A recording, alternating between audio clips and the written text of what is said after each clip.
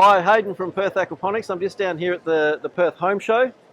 I'd like to show you our IBC system we've got on display down here. This system is made from a recycled, repurposed IBC. What we've done, we've cut the top off the IBC, we've turned it over and turned that into a grow bed. So down here, the bottom half of the IBC is being used as a fish tank. We've got our silver perch, our fish down in the bottom there, and our pump down there. The pump is picking up that water and the fish waste, pumping it up here to the grow bed. You can see this is pumping in here. This runs 24/7.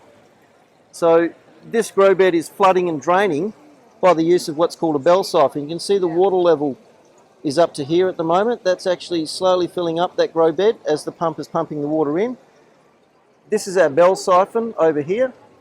When the water level gets up to the top of the standpipe, which is just a little bit higher than here, this grow bed will actually, oh there we go, actually our siphon has actually started draining. Good timing. So the grow bed's now draining.